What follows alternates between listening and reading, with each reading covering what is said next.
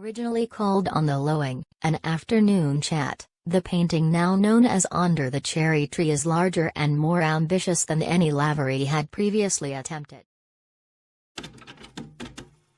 It is a youthful masterwork, heavily influenced by Bastien Lepage, and was intended to display the painterly techniques he had recently acquired through study in France. The composition of Under the Cherry Tree is divided into three distinct areas, and Lavery employed a different technique in the painting of each. The foreground vegetation is thickly painted with dull plants and fallen stalks, creating a framework for the tiny brightly colored wildflowers. The figures are modeled with confident squared brush strokes and, although set widely apart, their easy intimacy anticipates Lavery's later portrait groups.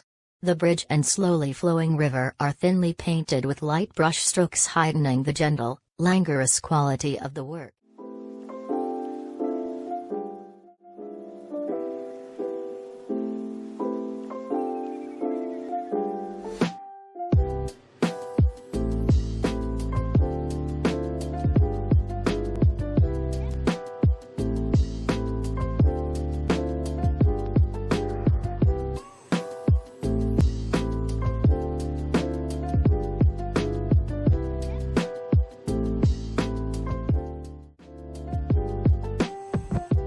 He was born in Belfast, not into a very well-off family, and he was orphaned very, very young.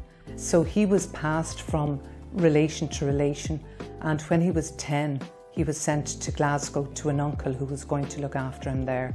So he started working at a very young age as an apprentice to a photographer in Glasgow, whereas Osborne, on the other hand, was born into a middle-class family in Dublin. His father was an animal portrait painter, so there would have been a huge influence on his early work in what his father had done. A lot of his father's paintings, and a lot of paintings of animals, are kind of anthropomorphic, they're cutesy, you know. He never fell for that, but maybe because his father did, so he's kind of rebelling against his father. So he paints an animal like with its own personality from the point of view, his dogs are very doggy, you know. France and Belgium were huge inspirations. Studying there had a huge influence on both of their works. It was a perfect time in 19th century France and Europe to paint plein air style.